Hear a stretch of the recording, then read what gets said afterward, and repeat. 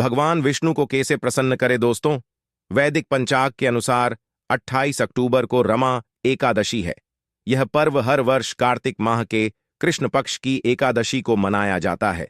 2024 सोमवार के दिन करीब 400 वर्षों बाद एक दिव्य और दुर्लभ संयोग बनने जा रहा है, क्योंकि इस दिन साल की सबसे बड़ी एकादशी रमा एकादशी पढ़ने जा रही है। दोस्तों, यह एकादशी सोमवार के दिन पड़ रही है, जिस वजह से इस दिन 3 बड़े योगों का निर्माण हो रहा है, जो कि है धन लक्ष्मी योग, अमृत सिद्धि योग और गज केसरी योग।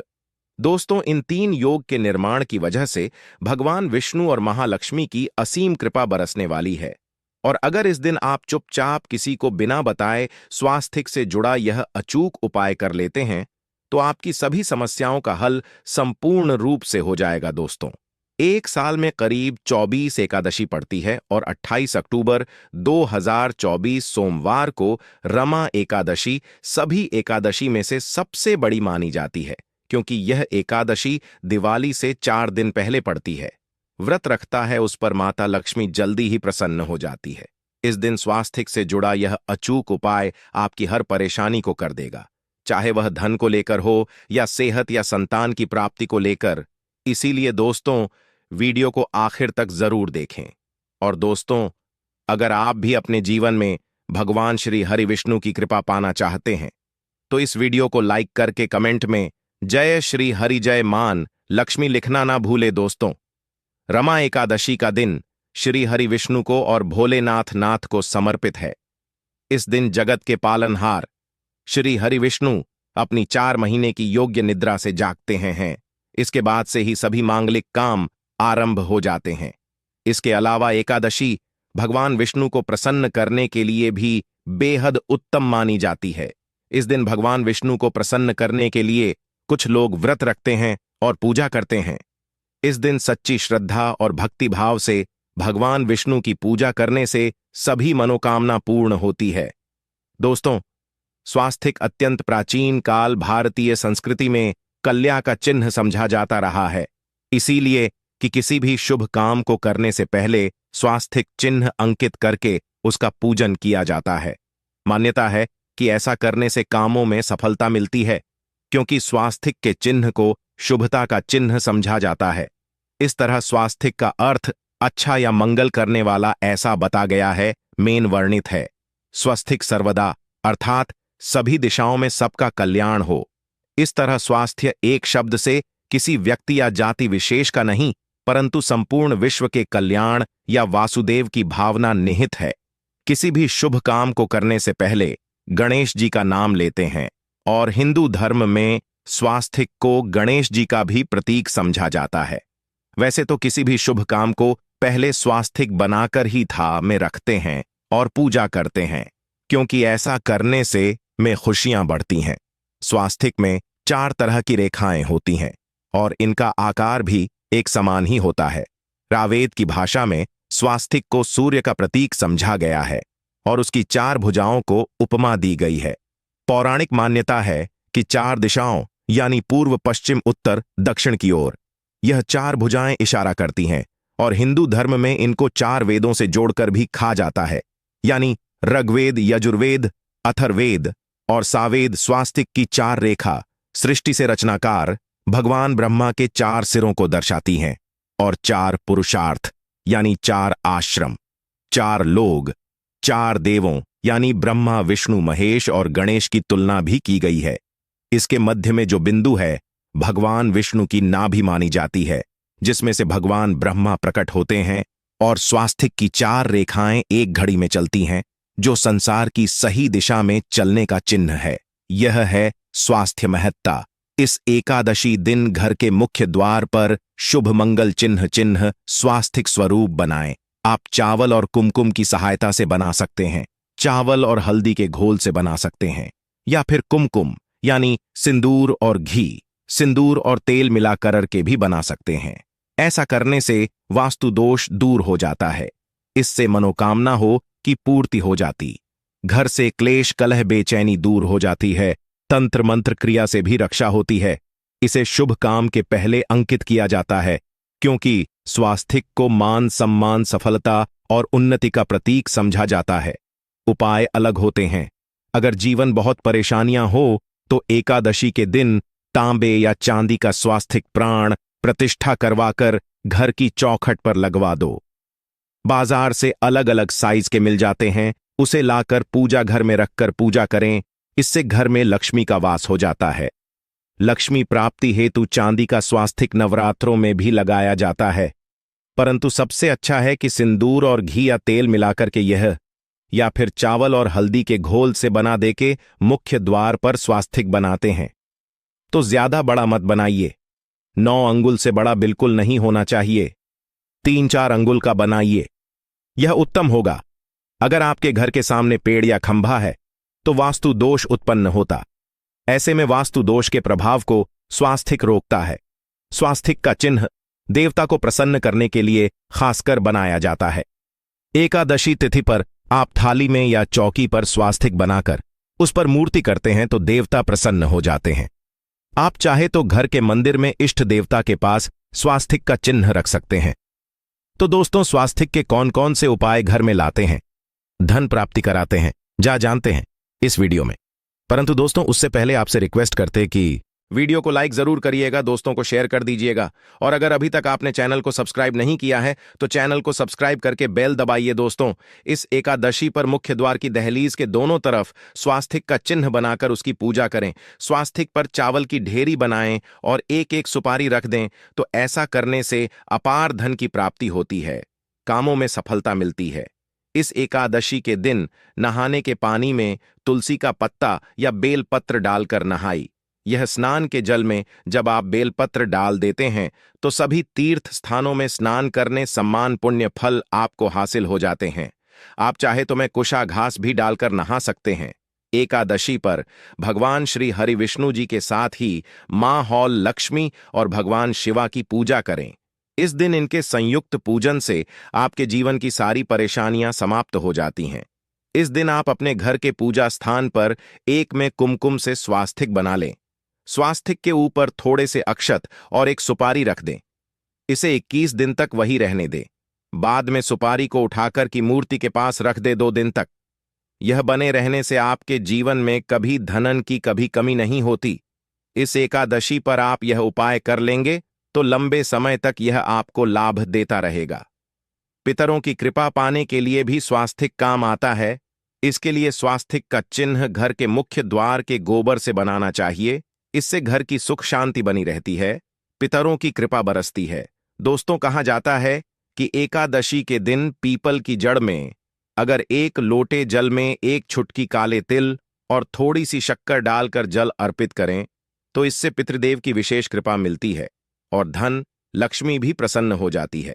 धन दौलत सुख सम यश मान सम्मान में वृद्धि होती चली जाती है। अगर आपकी कोई विशेष मनोकामना है, उस मनोकामना की पूर्ति के लिए आप एक विशेष उपाय कर सकते हैं। दोस्तों, कई बार लंबे समय तक हम किसी मनोकामना को लेकर चलते हैं, अनेक प्रयासों बाद भी पूर्ण नहीं हो पाती। ऐसे में एकादशी के दिन आप आसपास के किसी भी मंदिर में जाकर मंदिर की दीवार पर सिंदूर से उल्टा स्वास्तिक बना दें। मनोकामना पूर्ति की प्रार्थना भगवान से करें, जरूर पूर्ण हो जाएगी। और जब आपकी मन्नत पूरी हो जाए तब जाकर वहीं पर सीधा स्वास्तिक बना दें और भगवान को धन्यवाद दें। इस एकादशी पर भगवान श्री हरि की पूजा करेंगे तो उन्हें 2 हल्दी की गांठें जरूर अर्पित की और बाद में हल्दी की गांठ को पीले कपड़े में लपेटकर तिजोरी में रख दें। आपने पहले भी हल्दी की गांठें रखी हो ई है तो उसको ही पूजक वापस रख दे। दोस्तों, एकादशी पर विष्णु जी की पूजा में उन्हें केसर कमल का पुष्प के लिए गेंदे का फूल अर्पित कर करें। जिस थाल को आप गन्ने से बजाएंगे उस थाल में भी सिंदूर से एक स्वास्तिक का चिन्ह जरूर बना लें। उस स्वास्तिक के दोनों तरफ 2 खड़ी रेखाएं भी बनाएं। फिर उस थाली को हुए प्रभु को जगाए मंगलाचार कीजिए। यह स्वास्तिक का चिन्ह आपके जीवन की सारी परेशानी को दूर करेगा, जीवन में खुशी। इस एकादशी के दिन विशेष मंत्र का जाप जरूर करें। आप मंत्र का जाप कर सकते हैं या फिर विष्णु जी के महामंत्र ओम नमो भगवते वासुदेव देवाय का इसमें से किसी भी एक मंत्र का जाप कर सकते हैं। जो भी मंत्र आसान लगे उसका जाप कर ले। इस एकादशी के दिन अपनी मनोकामना की पूर्ति के लिए यह उपाय कर सकते हैं। आप तुलसी में जब जल अर्पित करेंगे तब एक लोटे में जल लेकर कर उसमें छुटकी हल्दी 2-4 बूंदें, दूध, थोड़ी सी मिश्री और एक छुटकी अक्षर डालकर ही अर्पित करें और शाम के समय तुलसी के समक्ष घी का दीपक जलाए। इस दीपक में एक का रख दें और बाद में इस सिक्के को उठाकर संभाल के रखें।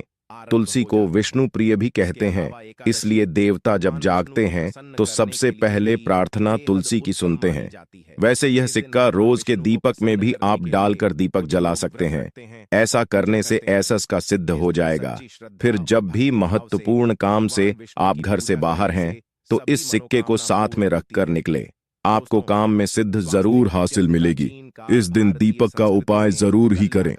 एक दीपक घर के मुख्य द्वार पर अंदर की तरफ से या फिर पास के किसी मंदिर में एक दीपक, तुलसी के नीचे एक दीपक अपने घर के पूजा स्थान पर इस दिन जरूर जलाए। पूजा के बाद आरती जरूर करें। आरती की थाल में कुमकुम से स्वास्तिक बनाकर उस पर फूलों की पंखुड़ी और थो अक्षत रखकर फिर दीपक जलाकर प्रभु की आरती करें। सर्वोत्तम होगा। परंतु याद रखें कि भगवान श्री हरि विष्णु को अक्षत अर्पित नहीं किए जाते, मां लक्ष्मी को अर्पित किए जाते हैं। अगर विष्णु जी को अर्पित करना चाहते हैं तो हल्दी से रंगा कर रर ही पी ले। अक्षत अर्पित करें तो दोस्तों विधि विधान से इस दिन पूजा आराधना करें, स्वास्तिक के उपाय जरूर करें और विष्णु जी के साथ ही शिवाजी और माता लक्ष्मी की असीम कृपा पा को बनाए। दोस्तों, भगवान विष्णु की कृपा के लिए इस एकादशी के दिन स्नान करते समय पानी में एक छुटकी हल्दी डाल लें। इसके बाद स्नान करें और पीले रंग के वस्त्र धारण करके भगवान विष्णु की विधि विधान से साधना करें। इस एकादशी के दिन श्री हरिका सबसे पहले गाय के दूध से और फिर शंख में गंगा जल भरकर स्नान कराए। इसके बाद उन्हें पीले रंग के वस्त्र अर्पित कर मानता कि इस एकादशी के दिन ऐसा करने से भगवान विष्णु का विशेष आशीर्वाद हासिल होता है।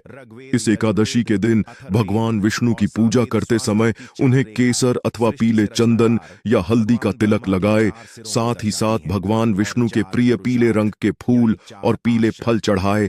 मान्यता है कि इस उपाय को करने से भगवान विष्णु शीघ्र ही प्रसन्न होकर भक्तों को मनचाहा आशीर्वाद देते हैं।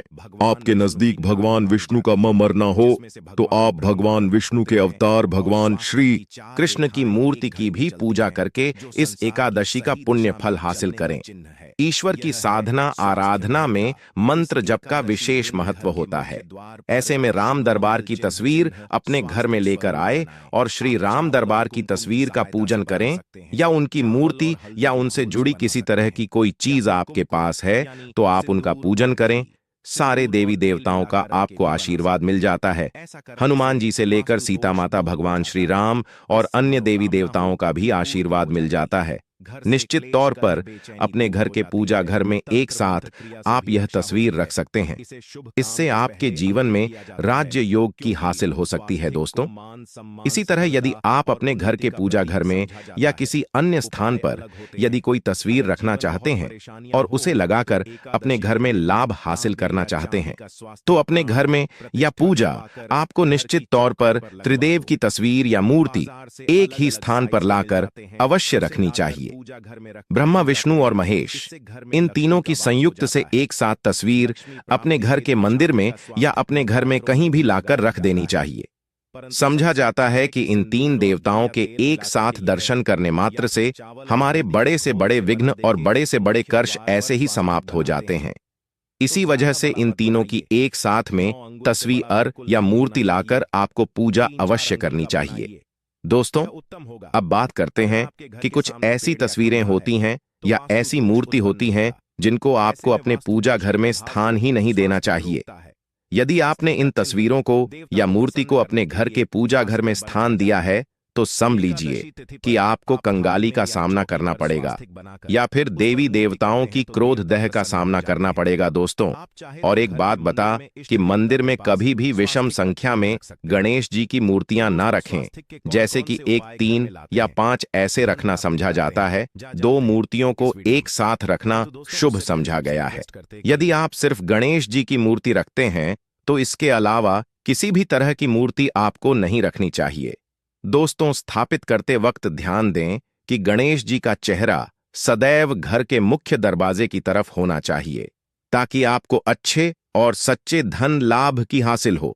और इस बात का ध्यान रखें कि घर में अंगूठे से बड़े आकार का शिवलिंग आपको भूलकर भी नहीं रखना चाहिए। सदैव एक छोटा सा शिवलिंग रखें और इससे ज्यादा शिवलिंग नहीं रखने चाहिए। दोस्तों, वैसे तो कोई अपने घर में शिवलिंग रखना ही नहीं चाहिए, उसके बाद भी यदि रखते हैं तो अंगूठे से बड़े आकार का शिवलिंग आपको नहीं रखना चाहिए। आप छोटा शिवलिंग रख दें और ध्यान रखें कि एक से ज्यादा शिवलिंग आपको भूलकर भी नहीं रखने हैं। घर में यदि आप शिवलिंग रखते हैं तो शिवलिंग के ऊपर आपको तुलसी भूलकर भी अर्पित नहीं करनी चाहिए। यदि आपने शिवलिंग रख लिया है और उस पर तुलसी अर्पण कर दी तो देवी देवताओं के का आपको सामना करना पड़े। दोस्तों, मंदिर में यदि आप जी की तस्वीर रखना चाहते हैं, आप हनुमान जी के अनन्य भक्त हैं, तो बैठे हुए हनुमान जी की मूर्ति ही रखें। उन्हें शिवा का 11 रुद्र अवतार समझा जाता है, इसलिए उनकी भी शिवलिंग की तरह ही मूर्ति रखें। साथ ही जो पति पत्नी होते हैं, नए वैवाहिक जीवन की शुरुआत करते हैं, तो हनुमान जी की मूर्ति या तस्वीर को अपने कमरे में, अपने बेडरूम में आपको भूलकर भी नहीं रखनी चाहिए, अन्यथा इससे जीवन कई तरह के दोषों का सामना करना पड़ता है। दोस्तों, हनुमान जी ब्रह्मचारी हैं, तो इस आपको अवश्य ध्यान रखना चाहिए। दोस्तों, राधा कृष्णा की मूर्तियों को यदि आप जैसे अपने क्षण कक्ष में सोते हैं और उन्हें आपके बेर के सामने की तरफ रखा है, कक जैसे कि आप सुबह उठे और आपको उठते ही पहले उनके दर्शन हो जाए, तो समझ लीजिए कि आपका जीवन मालामाल होने वाला है। किसी भी तरह का कोई दोहक धन की चिंता आपके जीवन में रहेगी। दोस्तों, इसी तरह यदि माता दुर्गा की तस्वीर आप अपने घर में लेकर आना चाहते हैं और चाहते हैं कि माता दुर्गा की तस्वीर के माध्यम से आप जीवन में समृद्ध देखें, तो दोस्तों, भूलकर भी आपको माता दुर्गा की क्रोधित अवस्था की तस्वीर, जैसे कि महाली की तस्वीर या फिर महिषासुर का वध करते हुए या क्रोधित अवस्था में माता लक्ष्मी की, माता दुर्गा की तस्वीर लाकर आपको उनकी पूजा नहीं करनी चाहिए। दोस्तों, सदैव और सुंदर मुख वाली तस्वीर ही अपने घर के अंदर लाकर पूजा करनी चाहिए। इसे बहुत ही शुभ और मंगलकारी समझा जाता है। दोस्तों, इस बात का ध्यान रखें कि यदि आप अपने घर में मूर्तियां रखते हैं तो आपको इन पर भूलकर टूटे चावल नहीं चढ़ाने चाहिए, और बेहतर होगा कि आप हल्दी में चावल को पीला करके ही वह चावल चढ़ाएं, किंतु टूटे हुए चावल आपको भूलकर भी माता लक्ष्मी को या अपने घर में देवी देवता नहीं चढ़ाने चाहिए। दोस्तों, इसी तरह इस बात का भी ध्यान रखें कि अपने घर के मृत परिजनों की या पूर्वजों की तस्वीर मंदिर में स्थापित न करें।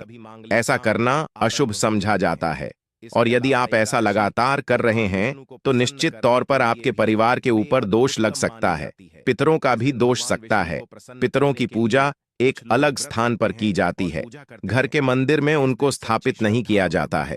दोस्तों, इसी तरह भगवान भैरव की तस्वीर या भगवान शनिदेव की, राहु केतु की इस तरह की तस्वीरें अपने घर में नहीं लेनी चाहिए। प्रतीकात्मक रूप से आप घर के पानी रखने के स्थान पर उनकी पूजा कर सकते हैं, क्योंकि इनकी साधना तंत्र मंत्र और खास पद्धति से की जाती है। घर के अंदर आप ऐसे ही इनका पूजा पाठ नहीं कर सकते। तो दोस्त, आज के लिए बस इतना ही आपसे निवेदन है कि आप हमारे चैनल को सब्सक्राइब करें और अपने दोस्तों के साथ शेयर करें। आप सभी का धन्यवाद।